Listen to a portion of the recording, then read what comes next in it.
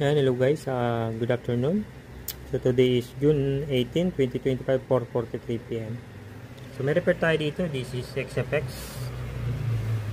Yan, dual monitor tayo guys. Ito siya. So super position natin. So ito ang ating score using 8K optimize. Yan, 957. FK kasi siya, mataas eh. Mababa lang itong GPU na to.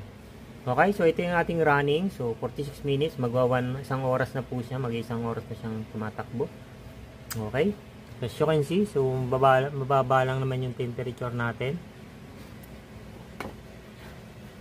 Okay,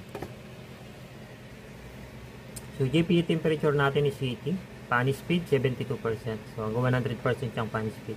So naka-insulin driver guys, yan o, as you can see. So ito siya. Okay. So ang ating specs ng nare-repair natin, ayan, XFX R9-3090. Ayan, so DDR5, DRAM, FDB. Ayan, so ang problem nito guys, ay nagka-crash when under load.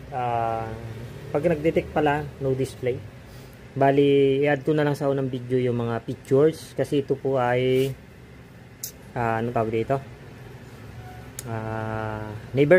Since nung binili, hindi siya kinilining. Marami siyang lupa.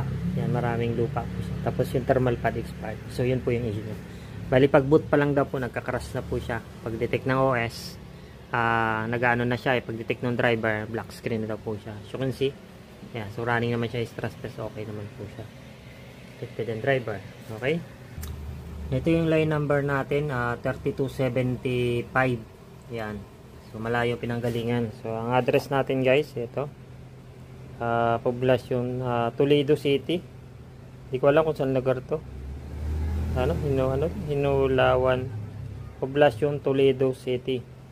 Yan ang problem guys, ito. Ayan. It turn on. A minutes later din no display na. Din the display turn black. So nagpa-black screen na. Sa issue niya. Okay? Ayan siya. Line number 3275. Makatapos lang itong repair ito. 3080 power gigabyte.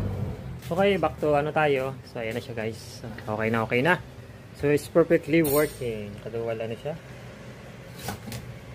Okay, yeah, you can see it's working pa. Okay, so yan po ating update para sa line number 3274.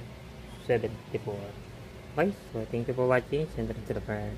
So ito yung ating isang next DIY failure din naman to. Yeah, so no display.